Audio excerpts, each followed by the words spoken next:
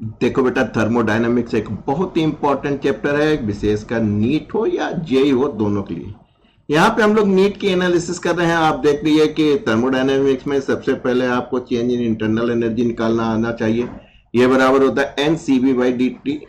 काफी जगह यूज होगा क्योंकि हमारा उद्देश्य न्यूमेरिकल्स लगाना है। फर्स्ट लॉ ऑफ थर्मोडायनामिक्स है। साथ में आप देखेंगे स्पेसिफिक मोलर हीट, इस पे भी बहुत सवाल पूछे जा रहे हैं और इसको तो आप पहचानते ही हैं।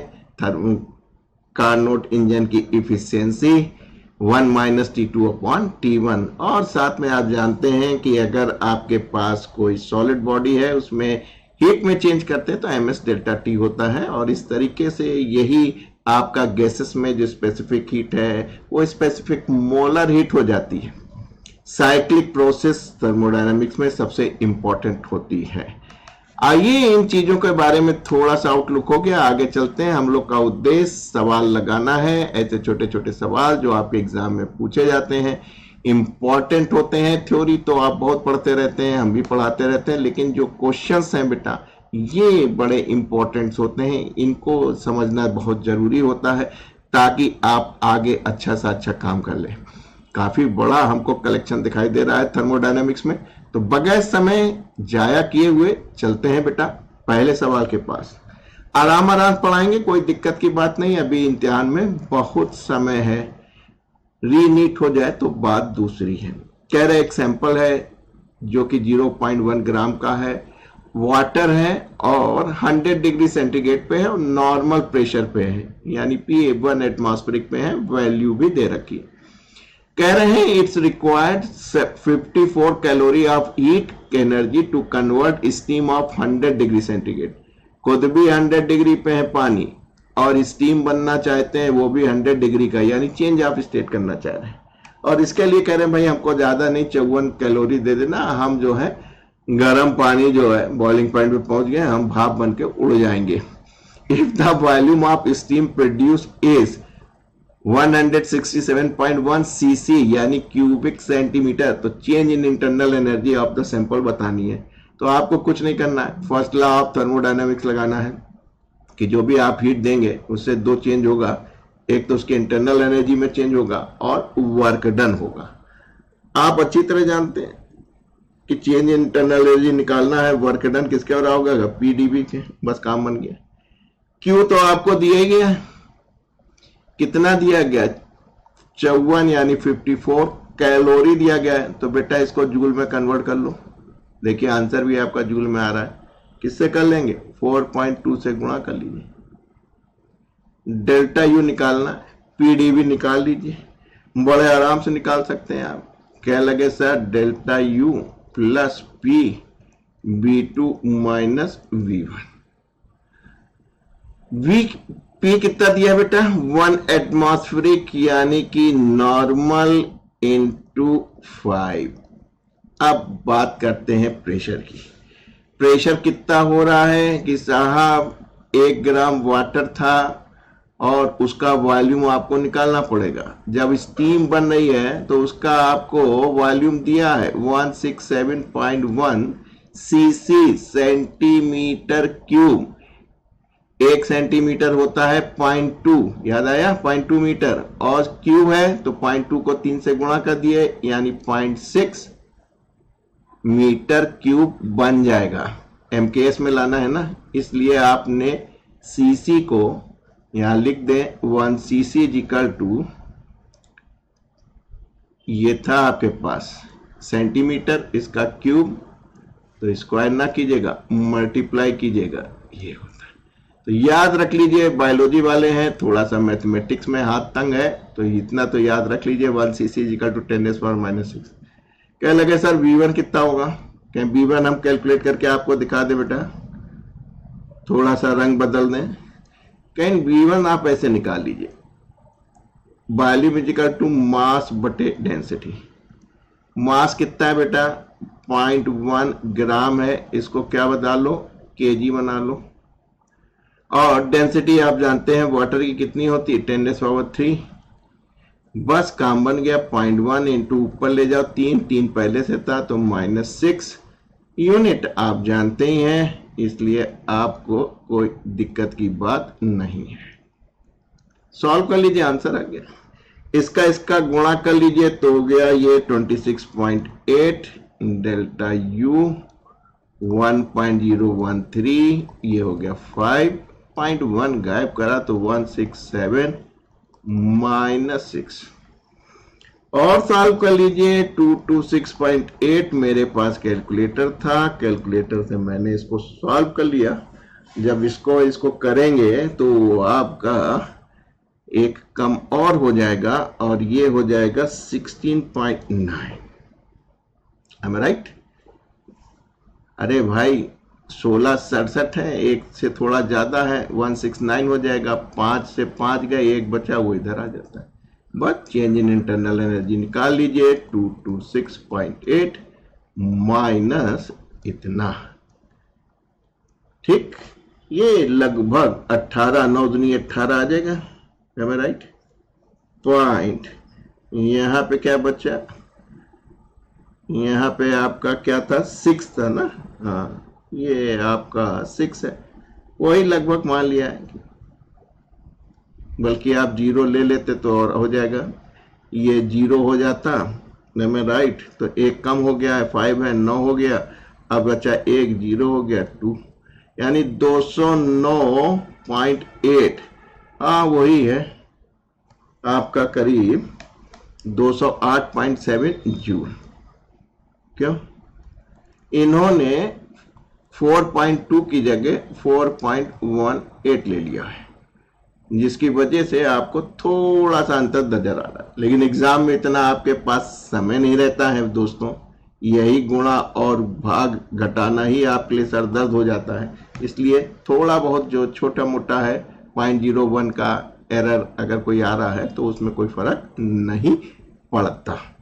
आप जितना फास्ट कैलकुलेशन कर सकते हैं उतना फास्ट कीजिए।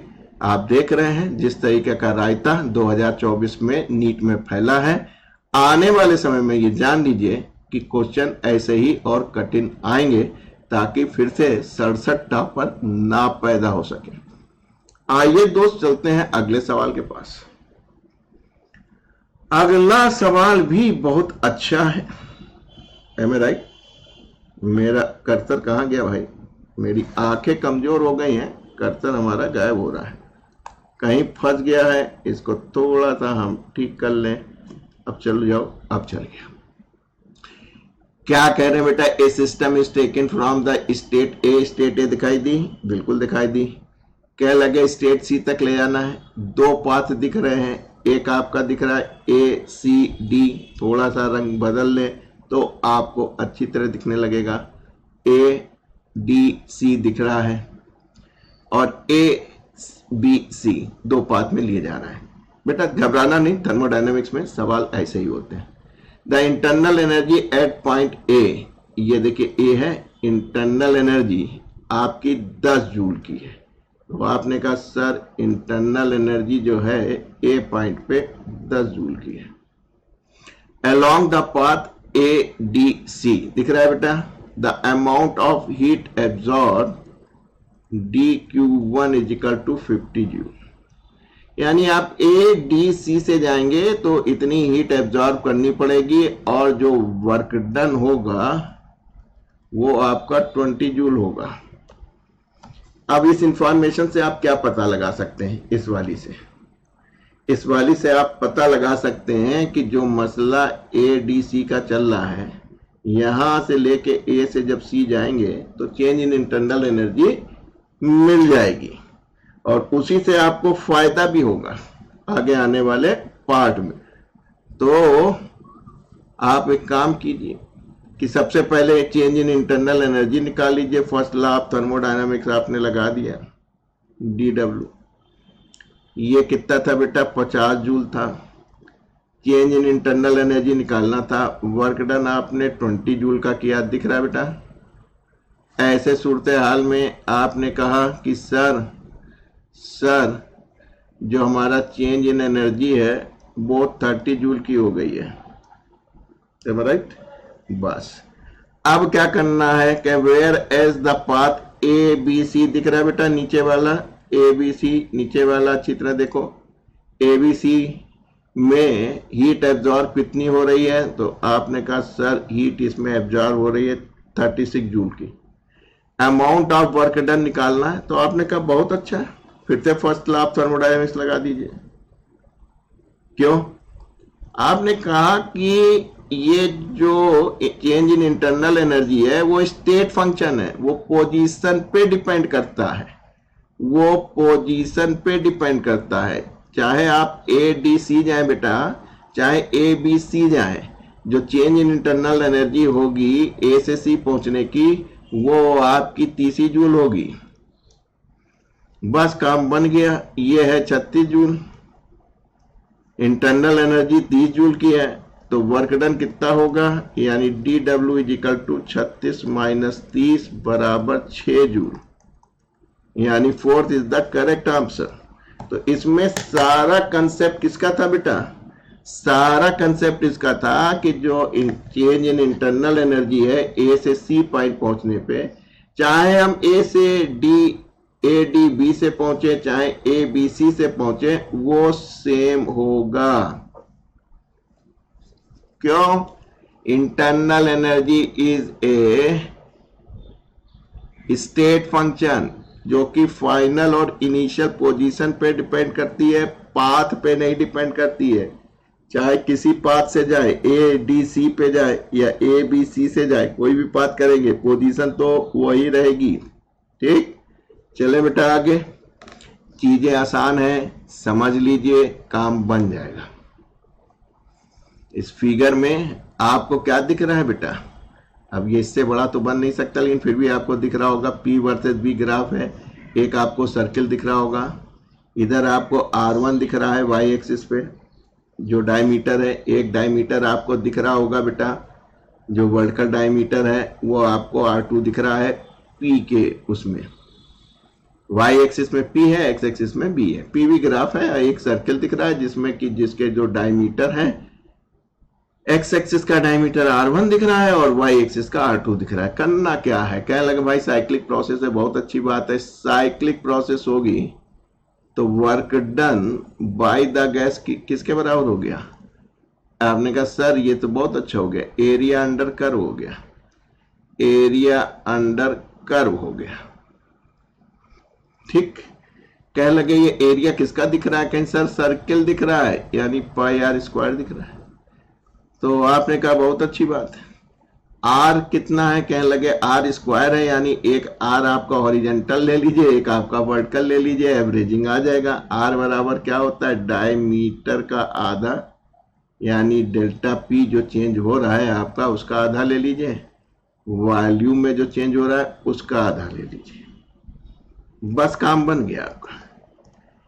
डेल्टा पी वॉल्यूम में चेंज कितना हो रहा है आपका? कहने लगे R2 हो रहा है प्रेशर में, सॉरी, और वॉल्यूम में कितना चेंज हो रहा है? कहने लगे वो R1 हो रहा है, यानी आपका हो गया pi by 4 R1 into R2। इतना वर्क डन होगा इस साइक्लिक प्रोसेस में। है कोई? Yes, third is the correct option.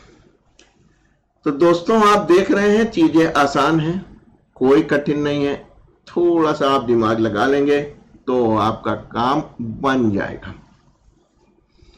एक चीज देख रहे बेटा, चेंज इन इंटरनल एनर्जी लगा रहे हो, अगर एनर्जी और वर्क डन दिया है तो क्या है आपके पास? केवल फर्स्ट लॉ ऑफ थर्मोडायनामिक्स है। क्या कह रहे हैं? A container is close by the movable piston, we need to heat the gas inside the container. इस कंटेनर के अंदर जो गैस है, जो आपको दिख रहा है कंटेनर, पिस्टन दिख रहा है, उसके अंदर कंटेनर दिख रहा है, इसको हमें गैस पिस्टन को जब दाबेंगे तो गैस गर्म हो जाएगी। क्या? Due to heating piston is display 5 centimetre, 5 centimetre का इसका डिस्प्लेसमेंट हो गया है। एरिया ऑफ क्रॉस सेक्शन क्या है आपके पास? 40 सेंटीमीटर क्यूब है। तो आपने कहा सर वॉल्यूम निकल आया। क्यों? कह लगे वॉल्यूम बराबर होता है एरिया इंटू लेंथ, यही तो बनेगा वी क्यू। एरिया आपका 40 सेंटीमीटर है, स्क्वायर है तो मीटर बना लीजिए, स्क्वायर मीटर। 5 सेंटीमीटर है, इसको मीटर बना लीजिए। ठीक, तो 2 होगा बेटा। सेंटीमीटर से मीटर। कितना हो गया, 4 पंजे 20 और ये 0 -6। Am I right? अब देखिए करना क्या है। क्या लगे heat is applied to 40 joule, तो चेंज इन इंटरनल एनर्जी। अरे आपने कहा कि फर्स्ट लॉ ऑफ थर्मोडायनेमिक्स लगा लीजिए। कैसे क्या होगा, क्या लगे इसी से सब कुछ हो जाएगा बेटा। वर्क डन आप किससे निकालेंगे, P into D B. Am I right? Pressure आपको देखिए यहां दे रखा है 10⁵ एटमॉस्फेयर। फिगर को देखो बेटा, फिगर में इतना मोटा मोटा प्रेशर दे रखा है। क्यू आपके पास कितना था, 40 जूल। P कितना है बेटा, 10⁵। वॉल्यूम, चेंज इन वॉल्यूम कितना निकाला आपने, कह लगे चेंज इन वॉल्यूम निकला हमारा 200 इंटू 10⁻⁻6। काम बन गया आपका। इससे गया तो माइनस का 1 बचा, उससे ये चला गया तो कितना बचा बेटा, 20 जूल। इसलिए चेंज इन इंटरनल एनर्जी 40 - 20 घटा दो 20 जूल, यानी A is the correct option. Expand हुआ है ना, तो इसलिए ये पॉजिटिव आया है। We supply heat inside the container, container को देंगे तो क्या होगा, पिस्टन जो है वो पीछे की तरफ 5 सेंटीमीटर एक्सपेंड कर गया है, खिसक गया है, इसीलिए आपका पॉजिटिव आ रहा है। वॉल्यूम, चेंज इन वॉल्यूम बढ़ गया है। बस काम बन गया। चले बेटा आगे। चीजें बहुत आसान हैं, अगर आप आसानी से उनको पढ़ते रहे, समझते रहे, करते रहे। थके तो नहीं बेटा, गर्मी बहुत पड़ रही है उत्तर भारत में। 1 mole of an ideal diatomic gas undergoes a transition from A to B. Figure देख रहे हो बेटा, ए से बी तक डायटोमिक गैस गई है, ठीक है, 1 मोल लिया है।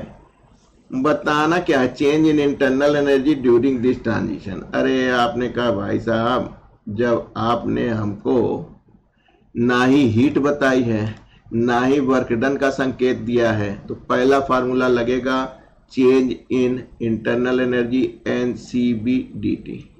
तो बेटा दो ही फार्मूले हैं चेंज इन इंटरनल एनर्जी निकालने का, एक तो ये है NCB/dt यानी specific heat at constant volume, और दूसरा कहां से निकालते हैं बेटा, फर्स्ट लॉ ऑफ थर्मोडायनामिक्स से। डायटोमिक है, इतना तो याद रखो, R के रिस्पेक्ट में CV की वैल्यू डायटोमिक में हो जाती है 5R/2 into delta T। Am I right? बस काम बन गया। आपने कहा इसको तो हम सर 5/2 NR डेल्टा T लगा देंगे। क्या लगे, ये तो आइडियल गैस की तरह हो जाएगा, ये तो इक्वेशन की तरह कि PV = nRT होता है। हमने कहा बिल्कुल है, कहीं डेल्टा लगा, ये तो कांस्टेंट है। तो कह लगे कोई बात नहीं, ऐसे सूरत हाल में हम कह देंगे डेल्टा PV, यानी कि PV के प्रोडक्ट में चेंज। फाइनल कहां पहुंच रहे हो, B पे पहुंच रहे हो, माइनस इनिशियल कहां पे थे, A पे थे, बस वैल्यू रख दीजिए। बी पे प्रेशर देखिए बेटा कितना है, 2K। M I right? K को बाहर ले लेंगे। वॉल्यूम देखिए बी पे कितना है, 6 है, ए पे कितना है, 5K, वॉल्यूम है आपका 4, किलो को बाहर ले लिया, बस काम बन गया। 6 दूनी 12 - 20 जूल।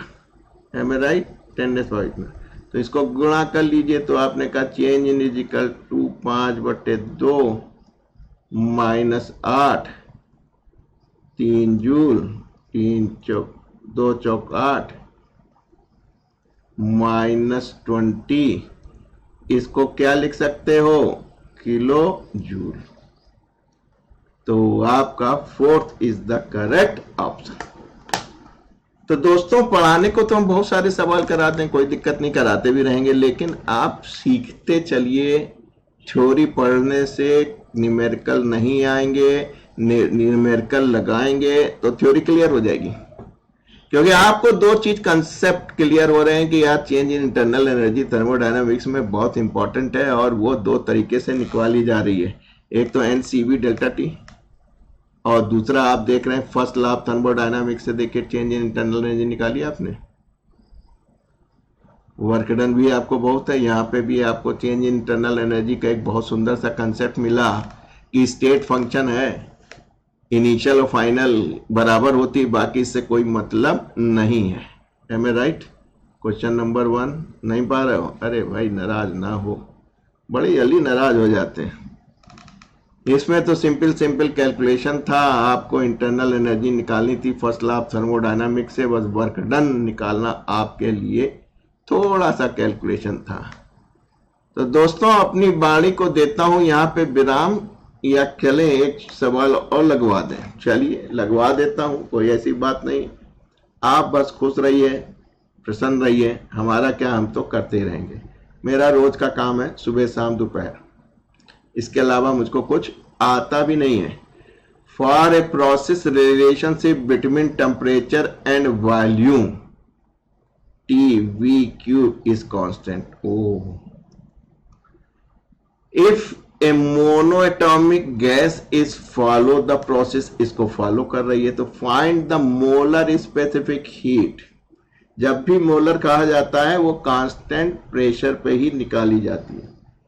हमको मालूम है, इसका मासूम है, जब पीवी की पावर एक्स हो जाती, गामा नहीं, और ये कांस्टेंट हो जाता है, तो आप कहते हैं कि जो सीबी माइनस सीबी है वो आर के बराबर नहीं रह जाता, बल्कि आर अपान 1 माइनस एक्स हो जाता है।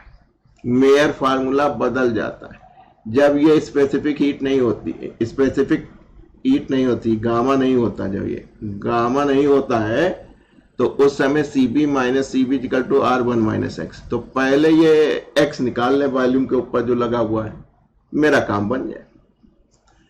तो आपने कहा कि sir PV equal to NRT होता है, हमने कहा बिल्कुल होता है। तो कहने लगे टी की जगह हम क्या लिख सकते हैं? हमने कुछ भी लिख दो, पीवी लिख दो, अपान एनआर लिख दो, क्या हर्ज है? यहां लिख दीजिए PV NR V Q constant. बेटा एन और आर कांस्टेंट होगा तो क्या होगा? बी की power 4 is equal to constant. अब कंपेयर कर लीजिए इससे, तो x की वैल्यू क्या मिल रही? 4, बस काम बन गया।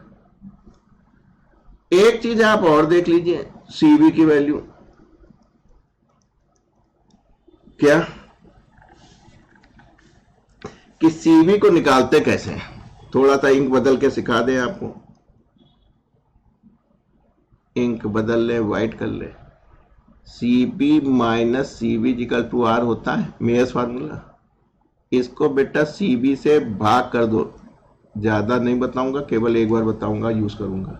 ये हो गया गामा। तो जब भी सीबी को आर और गामा के टर्म में लिखना है तो आप ऐसे लिख सकते हैं। ये गामा क्या होगा? मोनोएटॉमिक का हो जाएगा। मोनोएटॉमिक का आप जानते ही हैं 5/3 होता है, बस काम बन गया। तो आपने कहा कि सर प्रोसेस तो मेरी मोनोएटॉमिक थी, तो सीबी की वैल्यू हम आर के टर्म में ही निकाल सकते हैं। तो बेटा ये डेरिवेशन सीख लो, बार बार नहीं करेंगे, डायरेक्ट रखेंगे, फिर आप कहेंगे कि sir CB equal to R upon 1 gamma minus 1 कहां से आ गया? नहीं बताएंगे। ये आपका क्या हो गया? इधर ले जाइए, आर गामा माइनस 1, और ये पहले से था तो -3 नीचे का ले लिया, आर गामा कितना होता है मोनोएटॉमिक के लिए? 5/3।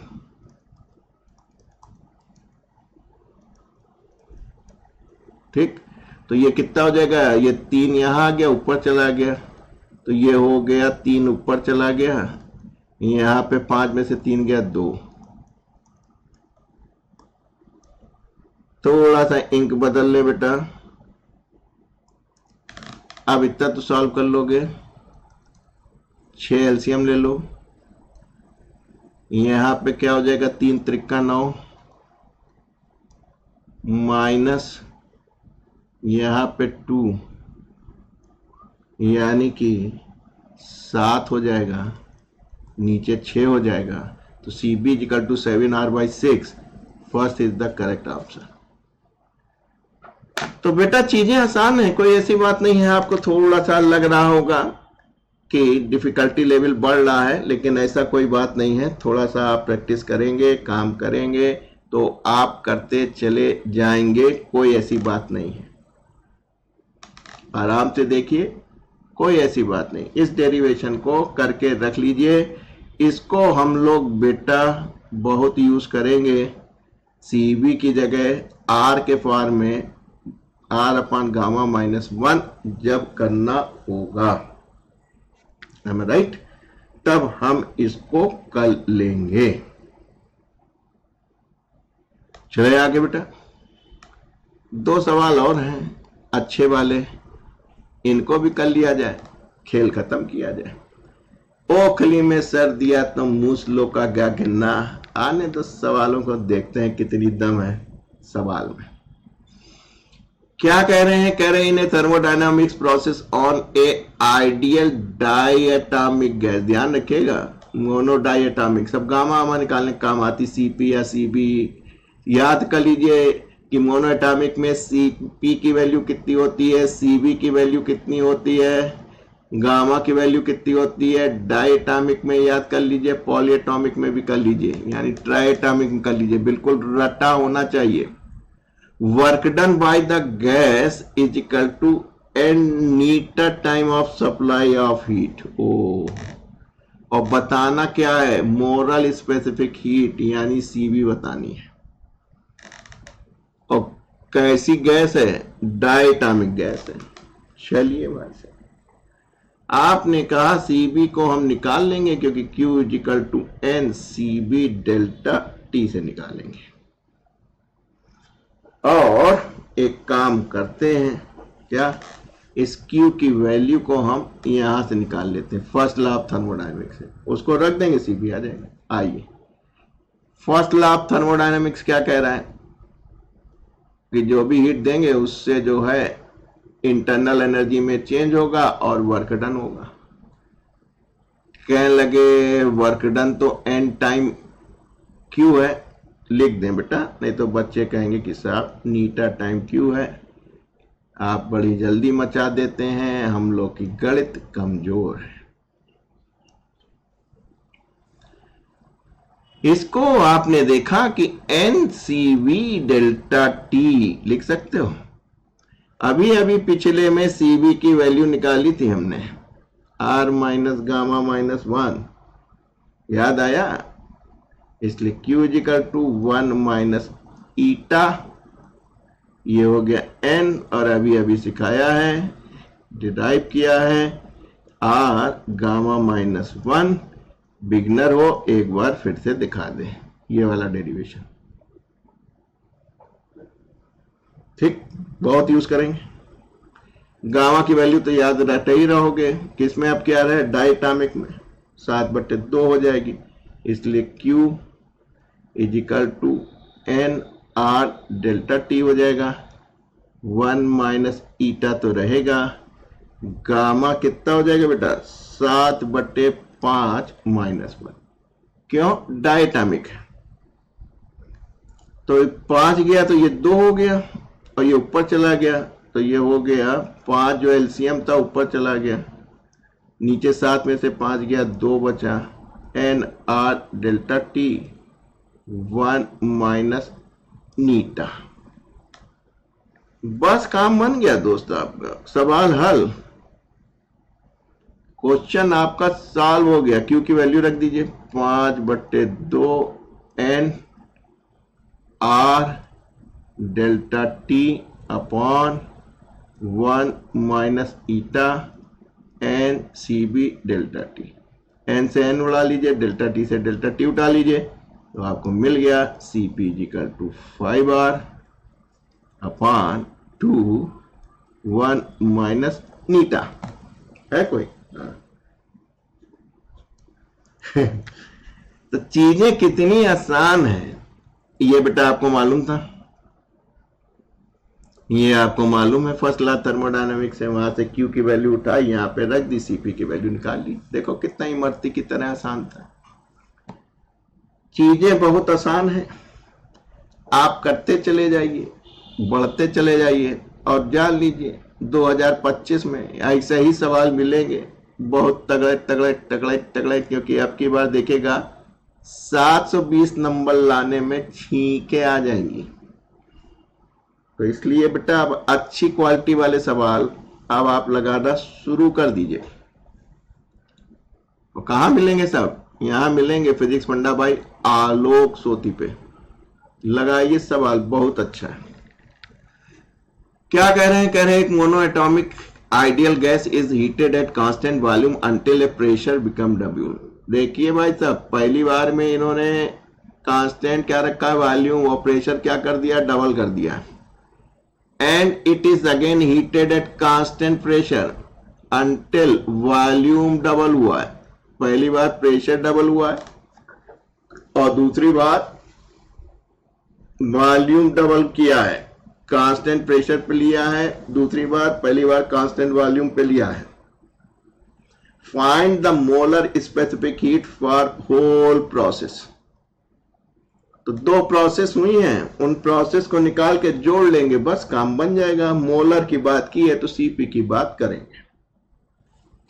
पहले केस में देखिए Q1 is equal to N, देखो बेटा कांस्टेंट वॉल्यूम, ठीक। आप देखिए मोनोडायनामिक थी, इसलिए आप बहुत निश्चित हो गए। आपने कहा कि सीवी की वैल्यू 3/2 R होती है, क्योंकि आपने देखा आंसर R में निकल रहा है। क्या लगे, इनिशियल टेम्परेचर T था और वो T डैश हो गया। अब ये हमारा निकला T डैश की वैल्यू, तो मेरा Q1 निकल आया। आप क्या थे, कहीं सर हम पीबी इक्वल टू एनआरटी थे, बड़े प्यार से रहते थे, लेकिन भाई साहब हीट कर दिए गए, वॉल्यूम दुगना कर दिया गया। और कांस्टेंट वॉल्यूम पे थे, प्रेशर दुगना किया गया, यानी वॉल्यूम में कोई परिवर्तन नहीं किया गया है, प्रेशर बढ़ा दिया गया, दुगना कर दिया गया। मोल उतने ही है, गैस कांस्टेंट उतने ही, कहना हमारा टेम्परेचर बदल गया था। बस आपने कहा हम टी डैश निकाल लेंगे, कैसे, पीवी से भाग कर दीजिए। तो T dash is equal to 2T। आप बड़े खुश हुए, कह लगे sir sir sir eureka eureka eureka. कहीं क्या भैया, कहीं निकल आया, Q1 निकल आया।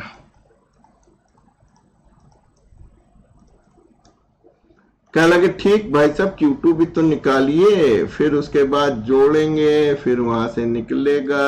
अभी जिंदगी आसान नहीं है। अरे भाई रंग बदल लो नेता बाबू। आपकी बार ये मत चिल्लाना मोदी सरकार, कांस्टेंट प्रेशर है, समझ रहे हो बाबू।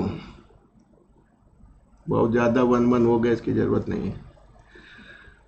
आपने कहा कि सर मसला मोनो एटॉमिक का था, तो हमको मालूम है इस मासूम में CP 5/2 in term of R, और टेम्परेचर हमारा मान लीजिए डबल डैश हो गया।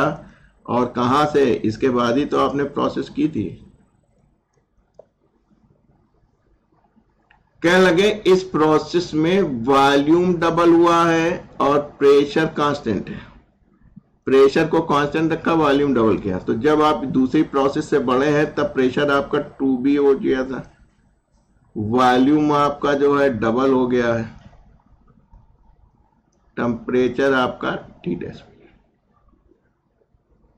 ठीक, बस काम बन गया आपका। बढ़े कहां से थे, कहीं साहब इस प्रोसेस से बढ़े थे हम लोग। यहां से ये जो प्रोसेस थी हमारी,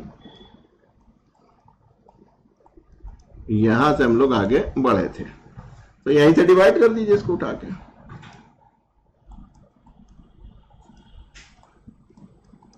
क्योंकि आप यहां से पढ़े, इस जगह पहुंचे आप टी से टी डैश, और फिर आपने जो है कांस्टेंट प्रेशर पे काम किया, यहां पहुंचे। तो इस जगह से आप यहां पहुंचे ना, तो उस जगह पे जहां पहुंचे थे उससे भाग कर दिया, यानी 2 T dash is equal to T double dash.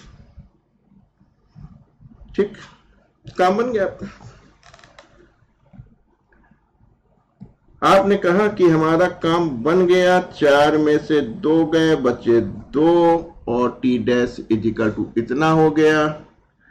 तो आपका टी डबल डैश, चाहे तो हम इसको रख लें सीधे। आपने कहा Q3 is equal to 5/2 NR, T double dash की जगह आप लिख सकते हैं 2T डैश, और ये टी डैश हो गया और टी डैश बराबर 2T हो गया, रख लेंगे NR टी डैश और टी डैश बराबर 2T। हमने एक लाइन खा ली है बेटा, टी डैश की वैल्यू डायरेक्ट रख ली है। ठीक, क्लियर बेटा, तैयार हो जाओ, इस बार ऐसे ही सवाल आएंगे। Q1 निकल आया आपका इतना, और ये आपका Q2 निकल आया। अब क्या निकालना है, कहीं ना, अब इन दोनों प्रोसेस को जोड़ दीजिए, यानी जो Q फाइनल निकल रहा है वो Q1 प्लस Q2 निकल रहा है, यानी 3/2 NRT आ रहा था, और यहां आ रहा है 5 NRT। ये हो गया 5 दूनाई 10, 3 13/2 NRT।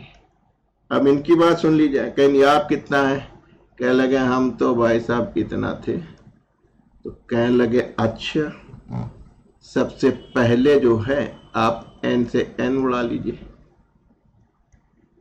कह लगे डेल्टा टी, कह लगे हम फाइनली यहां पहुंचे थे, यहां से थे और यहां पे पहुंचे थे, यानी T double dash minus T थे। टी डबल डैश किसके बराबर है, 2T के बराबर है, और ये किसके बराबर है, 2T के। तो इसकी वैल्यू जब यहां रखोगे 2, तो ये क्या हो जाएगा, 4 हो जाएगा, 4T माइनस टी। 4 में से 1 गया, 3 हुआ, और 3 इधर लाए तो क्या हो गया, 6 हो गया। तो आपका CP इक्वल टू 13/6, और ये TT कैंसिल हो जाएगा, मिलेगा आपको R। है कोई 13/6? ये तो भाई साहब इसको भी ध्यान से करना पड़ेगा। तो जो जो स्टेप वो कहता जा रहा है वो स्टेप आप करते चले जाइए, आपका काम बन जाएगा। बहुत सावधानी से इस बार काम कीजिए, आने वाला समय बड़ा मुश्किल होने वाला है, ये आप भूल जाइए कि आप जो हैं अब की बार 2025 में आसानी से काम को कर ले जाएंगे। इसलिए अभी से ही, शुरुआत से ही अच्छे क्वालिटी के सवाल लगाइए बेटा, जरूर आपको सफलता मिलेगी। बने रहिए डॉक्टर आलोक सोती के साथ। आपका प्रभु बाबा नीम करोली आपका जरूर भला करेंगे। जय कैची धाम।